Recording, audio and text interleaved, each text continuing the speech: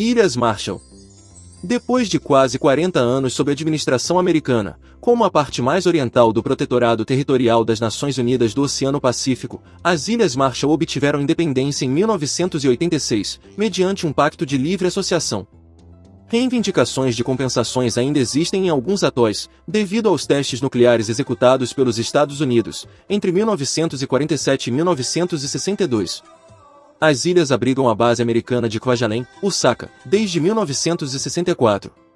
Muitas ilhas são vetadas ao turismo, até mesmo para os nativos, devido à presença militar norte-americana e à radiação proveniente dos testes nucleares. As Marshall é formada por dois grandes arquipélagos, 30 atóis, 1.152 ilhas e muitos corais de calcário. Bikini e Neuatak são os locais onde os testes nucleares dos Estados Unidos foram realizados. Kwajalein, famoso lugar de batalha na Segunda Guerra Mundial, é hoje uma base de testes de mísseis dos Estados Unidos. É muito fácil para os estadunidenses conseguir trabalho em Kwajalein ou Ilhas Roinamur. Em Kwajalein Atoll, apenas os cidadãos das Ilhas Marshall e os militares norte-americanos estão autorizados a desembarcar. A nação-ilha é maciçamente carente de profissionais especializados, e está cada vez mais buscando por profissionais qualificados, especialmente para as áreas de desenvolvimento de infraestrutura e da saúde. A taxa de criminalidade das Ilhas Marshall é muito baixa, e você não terá que se preocupar ao sair de seu hotel, durante a noite. O transporte por barco é fornecido em todas as ilhas, geralmente para entregar suprimentos, mas para transportar passageiros também. Para ter uma noção de escala, o passeio de Majuro, capital das Marshall, para Jaluit, é de aproximadamente 40 minutos de avião, e 24 horas de barco. Para atingir os atóis próximos, como Arno, para o Ligadoc, uma das duas docas de Majuro, basta pagar por um bilhete apenas. Um pequeno barco de carga vai para Arno 2 vezes por semana, dependendo de como está o tempo. As viagens aéreas entre as ilhas é fornecido pela Air Marshall Islands. Existe uma infinidade de táxis disponíveis na principal estrada até o atol de Majuro. 75 centavos vai comprar uma viagem para qualquer lugar da cidade de Majuro. Para chegar a Laura, do outro lado da ilha, há um ônibus que sai de Robert Hammers Hotel. A maioria dos habitantes fala a língua nativa, o marchalês, e o inglês. Uma importante palavra no idioma local é Iok, similar ao havaiano aloha, significando oi, tchau e amor. As Ilhas Marshall é conhecida por sua tecelagem e construção de barcos tradicionais, atividades estas que movimentam o comércio local, especialmente em torno do Robert Hammers Hotel. Existem muitos tipos de frutas diferentes que estão disponíveis em diferentes estações do ano. Existem também fazendas que investem na agricultura e na criação de aves e porcos. Na maioria, se não em todas, os produtos produzidos pelos nativos são pão, pandano, coco, milho, tomate, batata doce, mandioca, mamão, abóbora, limão, porcos e frangos. Além destes, há quiosques regulares que vendem frutas e comida tradicional, ao longo da estrada de Ageotac, a caminho de Laura. As Ilhas Marshall já foi conhecida como Fishest do mundo, devido à abundância de espécies de peixes que viviam em águas marshalinas. No entanto, existe uma grande incerteza quanto a saber se isso ainda é verdade nos dias atuais, e isto devido ao excesso da pesca e à destruição do habitat, por meio de âncoras, produtos químicos prejudiciais e mudanças climáticas, que estão indicando uma mudança drástica na preservação e na sustentabilidade do mar das Ilhas Marshall. Existem também vários restaurantes que servem comida internacional, além da tradicional culinária marchalina, claro. Em Majuro, tem alguns locais de diversão noturna que vão desde os lounges relaxantes do Hotel Robert Hammers, a karaokês estridente no Flame Tree. Há um problema com o abuso de álcool nas Ilhas Marshall, e como tal, existem leis que proíbem o consumo de bebidas alcoólicas e embriaguez. Alguns dos atóis exteriores e ilhas são consideradas zonas de seca, ou seja, locais onde não se pode consumir álcool. Há pouquíssimas opções de alojamento em Majuro, e menos ainda nos atóis exteriores. O mais barato que você vai encontrar, considerado backpacker, é o Lodge Flame Tree, no centro de Majuro, que oferece a partir de $20 por pessoa, para um quarto compartilhado e banheiro comum. Eles têm também suítes privadas por $30 por pessoa. Já no Flame Tree, um prédio compartilhado com um bar muito ativo, faz os gestores alertarem os turistas interessados que na hospedagem deste local, haverá música alta até altas horas, e há a probabilidade de os trabalhadores do sexo ocuparem os mesmos corredores e salas que os turistas utilizarem. É possível acampar na ilha, mas terá de ser dentro dos limites particulares de propriedade, com a devida permissão do dono. Fora isso, não existem áreas de acampamento disponíveis para acampar. Os preços de hospedagem podem aumentar muito no momento em que desejar comodidades ou serviços de padrão internacional. O grupo de hotel Robert Reimers, por exemplo, tem quartos a partir de $50 por pessoa, aumentando seu valor conforme o tamanho dos quartos e das amenidades inclusas. Existem também acomodações no estilo resort, mas elas são muito caras, e na verdade não oferecem nada de verdadeiramente espetacular, mas ainda é possível encontrar alojamento nos atóis próximos, como o Arno. Lembre-se de levar sua medicação habitual, porque basicamente não existe nenhuma farmácia nas Ilhas Marshall. Além disso, leve remédios para diarreia, e como existem muitos mosquitos por lá, leve repelente também. Porém, cuidado! Alguns medicamentos poderão ser ilegais neste país. Então contate um departamento de saúde das Ilhas Marshall, se você tiver que confirmar se algum dos seus medicamentos forem ilegais por lá.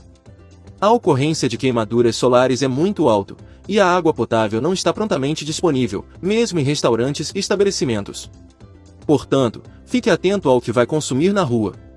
Sempre use equipamentos de segurança ou roupa adequada à prática do surf ou de mergulho, principalmente quando for ver os corais, pois poderá ficar ferido, arranhado ou algum animal aquático poderá envenenar, morder ou infectá-lo.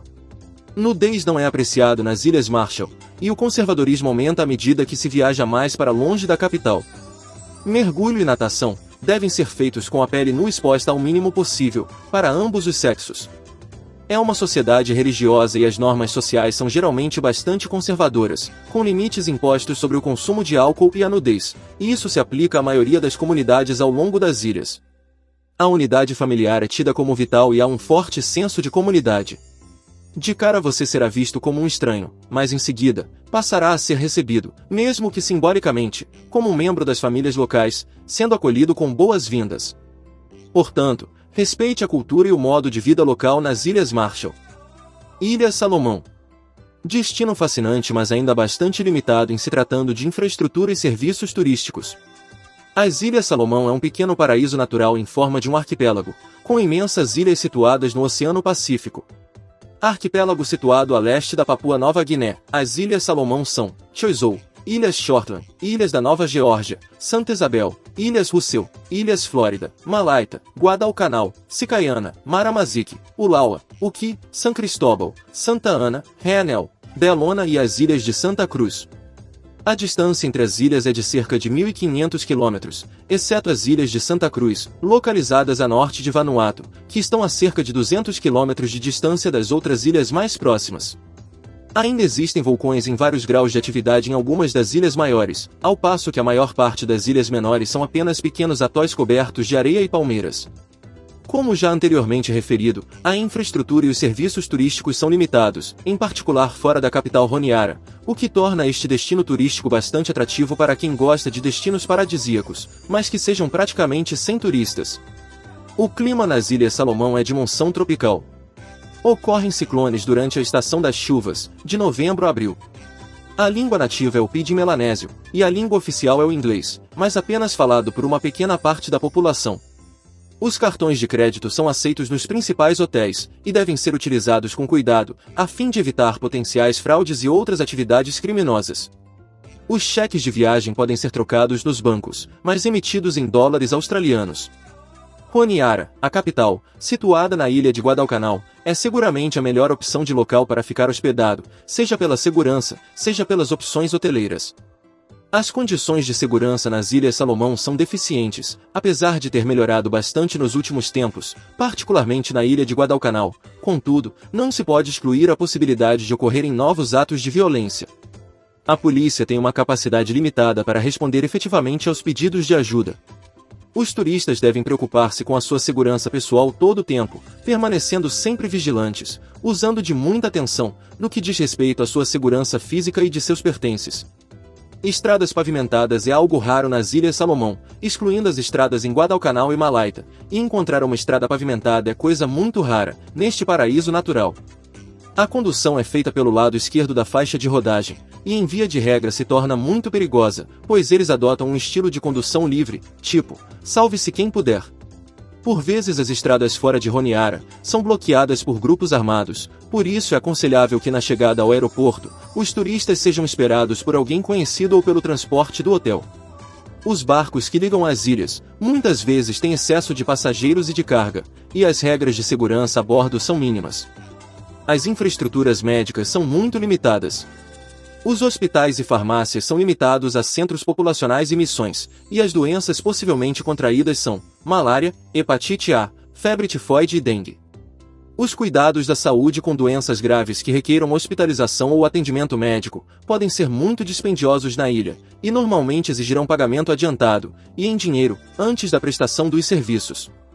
Deverá ser consultado um médico em Portugal, para aconselhamento quanto às medidas de prevenção, e aconselha-se a realização de um seguro de saúde em Portugal, que cubra todo o período de férias nas Ilhas Salomão.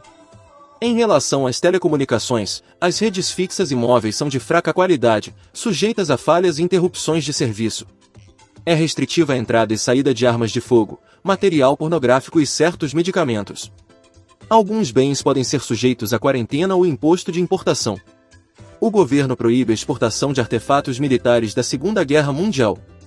No destino, a fim de evitar o extravio da documentação, é aconselhável que guarde os documentos originais e os bilhetes de viagem nos cofres do hotel.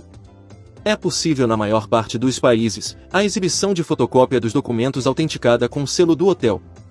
Qualquer que seja o país de destino, deve-se evitar a exibição de joias e objetos de valor, pois os pequenos furtos são uma constante, e toda a precaução é recomendável.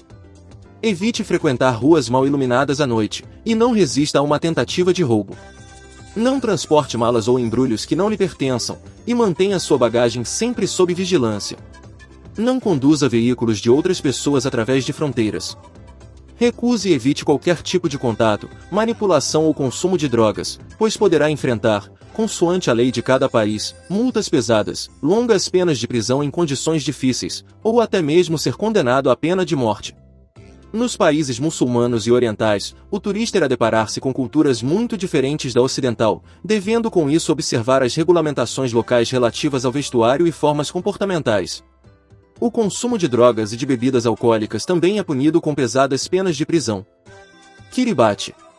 Kiribati é um pequeno país localizado no Oceano Pacífico, com um clima quente tropical durante todo o ano. Conhecido por suas belas praias de areia branca e suas águas cristalinas, é um destino ideal para quem procura relaxar e explorar a natureza. A melhor época para visitar Kiribati é de dezembro a abril, quando as chuvas são menos frequentes e as temperaturas são mais amenas. Durante esses meses, você também poderá desfrutar de festivais locais, como o Festival de Natal, um dos maiores eventos do país. No entanto, se você estiver procurando por preços mais baixos, pode considerar viajar durante a baixa temporada, de maio a novembro. Para chegar a Kiribati, o jeito mais fácil é voar para a cidade de Tarawa, capital do país. A companhia aérea local Air Kiribati opera voos diretos de Fiji e Tuvalu. Se você estiver em outras partes do mundo, poderá voar para Fiji primeiro, e em seguida pegar um voo de conexão para Kiribati. Em Kiribati as opções de hospedagem são limitadas, mas ainda assim você poderá encontrar acomodações razoáveis. Se você está procurando por hotéis de luxo, existem algumas opções em Tarawa, como o Betil Lodge ou o Otintaai Hotel. Se você preferir algo mais simples, existem pousadas e albergues em South Tarawa, e em outras ilhas próximas. A culinária de Kiribati é baseada principalmente em frutos do mar e em vegetais. Um dos pratos típicos do país é o cacai, um prato feito com carne de cão. No entanto, essa prática não é tão comum como antes, e a maioria dos restaurantes agora oferecem frutos do mar, como lagosta, caranguejo e peixe. Você também pode experimentar o pão de taro, uma iguaria local feita com o vegetal de mesmo nome. Existem poucas opções de restaurantes em Kiribati, mas você poderá aproveitar os pratos deliciosos servidos nos hotéis ou resorts. Alguns dos melhores lugares para comer, em Tarawa, incluem o Ocean Deck Restaurant, especializado em frutos do mar locais, e o China Star Restaurant, que serve pratos da culinária chinesa. Você também pode experimentar a culinária local nos restaurantes das vilas, onde os moradores servem refeições caseiras. Kiribati é conhecido principalmente por suas praias paradisíacas e suas águas cristalinas, onde você poderá passar seus dias relaxando na praia, nadando, mergulhando e praticando esportes aquáticos, como surf e kitesurf. Além disso, você poderá visitar a ilha de Abayan, para experimentar o dia a dia dos nativos, ou visitar as ilhas desabitadas para apreciar a natureza, ou ainda explorar o patrimônio cultural do país, como os antigos sítios de batalha. Em Kiribati, a maneira mais comum de se deslocar entre as ilhas é de barco. Você poderá alugar um barco ou pegar um dos barcos que partem de Tarawa. Em Tarawa você também poderá alugar um carro ou usar os serviços de táxi. No entanto, as estradas são limitadas e a maioria delas é de terra, então será melhor você usar os serviços de um guia local para se locomover. Kiribati é um destino relativamente caro, principalmente devido aos custos de transporte. O alojamento pode variar entre 40 a 100 dólares por noite, dependendo do tipo e da localização. As refeições podem custar em média 20 dólares por refeição em um restaurante local. Leve em consideração também os custos de transporte, que poderão variar de acordo com a ilha. Existe uma taxa de entrada para Kiribati que custa 50 dólares por pessoa, por mês. Na sua mala deverão conter roupas leves e confortáveis, devido ao clima quente e úmido, e não esqueça de levar repelente de insetos para proteger-se de mosquitos e outros insetos, pois saiba que não existe sistema de saúde público em Kiribati, então é importante ter um seguro de saúde adequado antes de viajar. Visitar Kiribati pode ser uma experiência única e inesquecível para os amantes da natureza, embora seja um destino um pouco caro e com infraestrutura limitada. As praias cristalinas e a cultura local ainda fazem dessa viagem uma aventura emocionante. Nova Zelândia. A população total da Nova Zelândia é de aproximadamente 4,5 milhões de habitantes. Os moradores estão divididos entre a Ilha Norte, mais populosa, e a Ilha Sul, sendo que só a maior cidade do país, Auckland, já concentra um terço de toda a população. Dá para contar nos dedos de uma das mãos as grandes cidades da Nova Zelândia, que são Wellington, capital, Christchurch, maior cidade da Ilha Sul, e claro, Auckland. Com isso, é fácil perceber que o país é repleto de pequenas cidades, sendo que algumas até parecem grandes, como Queenstown, mas na verdade tem apenas 20 mil habitantes, e você passará por várias delas ao longo da viagem. Já adiantamos que é comum na Nova Zelândia a confusão entre o que é região, cidade, vilarejo e parque nacional. São muitas classificações que nem sempre são claras o suficiente para os turistas. Na prática, apenas curta todas, sem se preocupar. Cada cidade da Nova Zelândia guarda uma característica especial, por isso, tente conhecer cada uma das atrações por onde passar. Algumas como Wanaka, Taupo e Tekapo, são reconhecidas pelos lindos lagos que as banham. Outras, como Glenorchy e Arrowton, atraem pelas paisagens que as cercam, enquanto Napier e Blenheim chamam a atenção pelos vinhedos.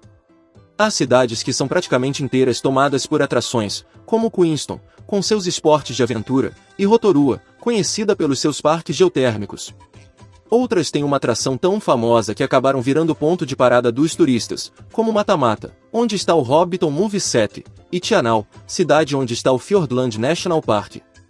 A verdade é que faz parte da experiência neozelandesa passear pela cidade sem pressa, bater papo com os moradores, comprar nas feirinhas dos agricultores da região, e se sentar em um café para relaxar. Esqueça a pressa e aproveite cada momento nas pequenas e charmosas cidades do país, afinal, você terá um país inteiro para explorar. Nova Zelândia oferece roteiros para todo tipo de turista, dos apaixonados por natureza aos aficionados pelo Senhor dos Anéis, passando por destinos que envolvem cultura, enogastronomia, praia, história, arquitetura e algumas cidades. Então, não faltarão cenários incríveis para preencher as lentes das suas câmeras. E com tantas coisas a fazer, por onde começar a turistar? Tudo na Nova Zelândia se divide entre Ilha Sul e Ilha Norte.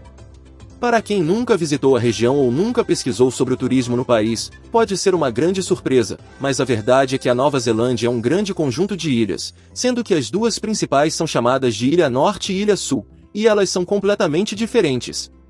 Antes de viajar para as duas ilhas, é até difícil acreditar, mas basta passar alguns dias em cada uma delas para ter certeza de que são universos distintos. Sendo assim, visite as duas. A Ilha Norte é mais urbana e abriga as principais cidades do país, Wellington, capital, e Auckland, a mais populosa. Na Ilha Norte, há mais estradas, infraestrutura turística e cidades, entre as atrações. É comum que os atrativos turísticos nessa ilha sejam mais procurados pelos turistas, e que não tenha tanto a sensação de isolamento, como acontece na Ilha Sul. A Ilha Norte é mais fácil de ser percorrida, tem mais oferta de hotéis e restaurantes, e agrada mais a quem procura destinos mais urbanos e menos encravados na natureza. North Island se destaca pelas grandes cidades, parques com atividade geotérmica e grandes vulcões, belas praias e baías, atrações que emocionam os fãs da saga O Senhor dos Anéis, e como bom país produtor de vinhos, existem as deliciosas vinícolas. Entre as principais atrações da Ilha Norte estão o Condado dos Hobbits, no Hobbiton UV7, em Mata-Mata, os parques geotérmicos de Taupo e Rotorua, com destaque também para Huka Falls, as Cataratas Huka, a travessia de um dia Tongariro Alpine Crossing, no Tongariro National Park, as lindas praias da Península de Coromandel, entre elas, a Catedral Cove, as cavernas com Glowworms, em Waitomo, as vinícolas de Hawke's Bay, e como não poderia faltar, as cidades de Auckland e Wellington. A Ilha Sul é bem diferente da Ilha Norte. Com paisagens grandiosas e cenários que beiram o dramático, a Ilha Sul é daqueles lugares capazes de deixar qualquer um boquiaberto. South Island é lugar para se desconectar da vida na cidade e sentir intensamente a imersão na natureza exuberante que cerca a Nova Zelândia. A Ilha Sul, repleta de parques nacionais, tem uma variedade tão grande de paisagens, e em um espaço tão pequeno que beira o absurdo.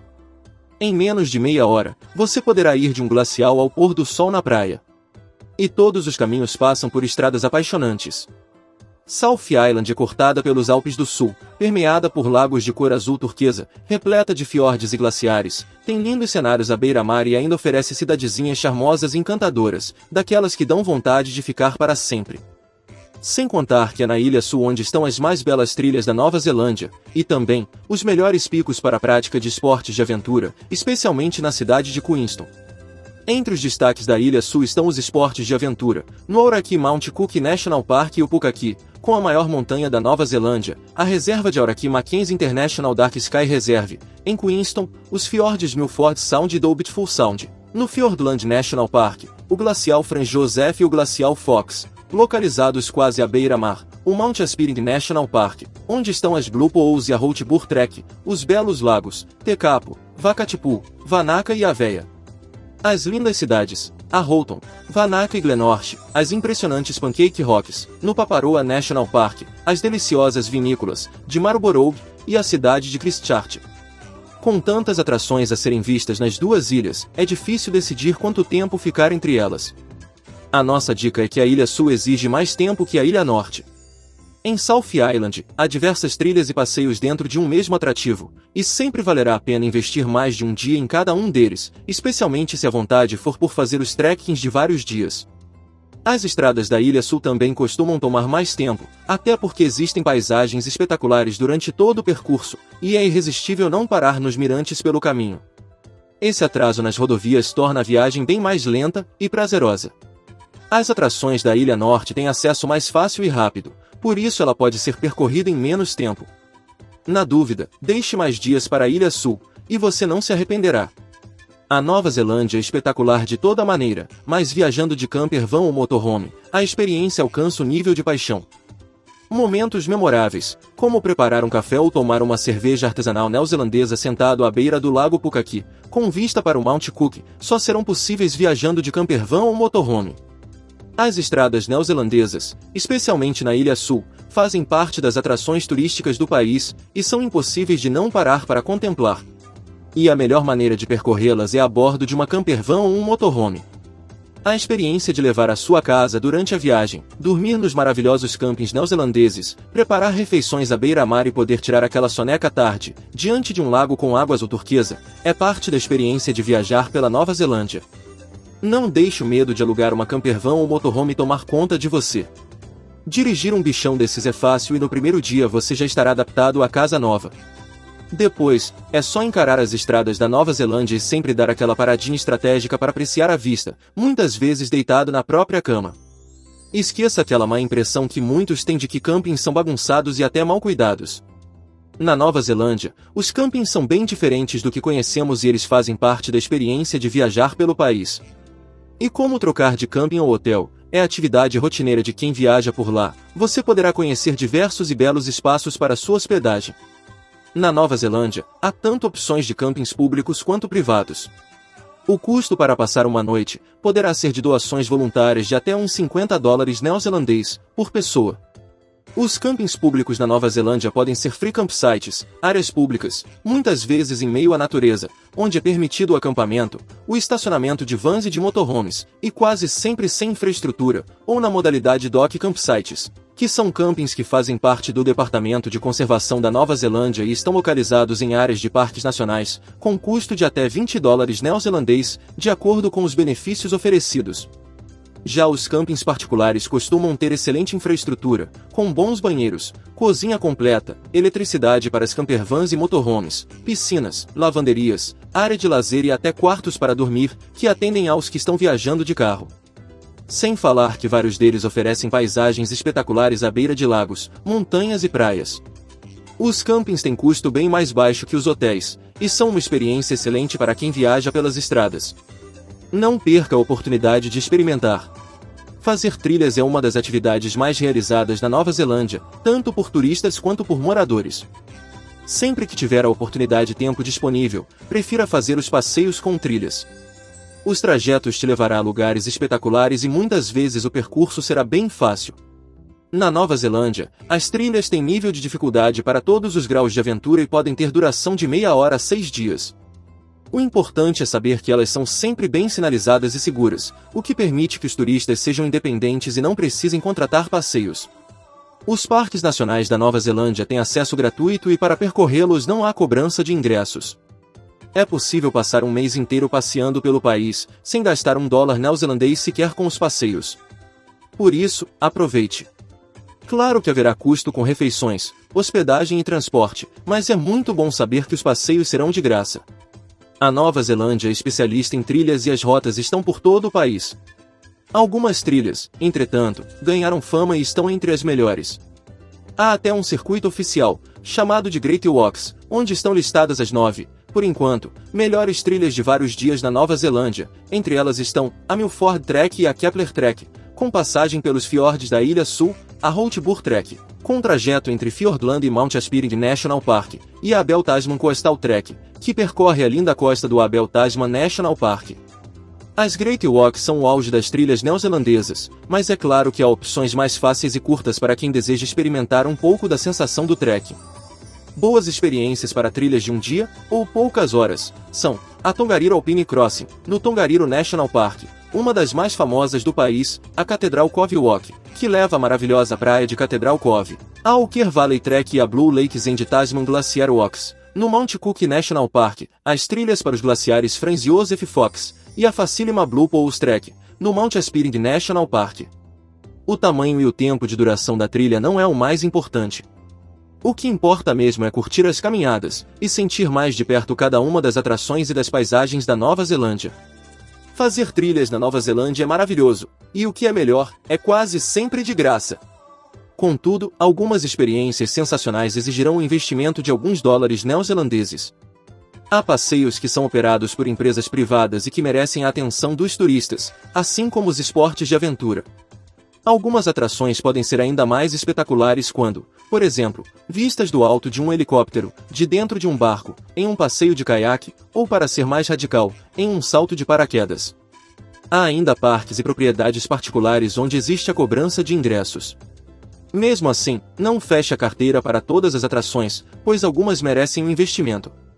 Entre as experiências que valem o investimento e custam menos de $100 neozelandês, são o passeio de cruzeiro pelo Fiord Milford Sound, no Fiordland National Park, a visita à Sky Gondola, ou um passeio de lancha por Queenstown, as cavernas de Waitomo, com os glowworms, vermes luminosos, os parques geotérmicos e spas, de Rotorua, os passeios de lancha, pela península de Coromandel, o tour por Hobbiton Movie Set, em Mata-Mata, a observação de astros, no Mount John Observatory, e também o passeio de barco para ver de pertinho as Ruka Falls, em Taupo.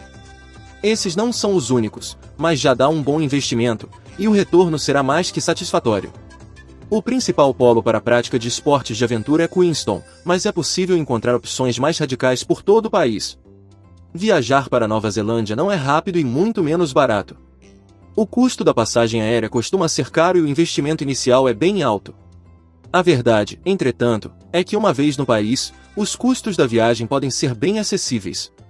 Quanto mais dias você alugar um carro, motorhome ou campervan, por exemplo, mais barata ficará a diária.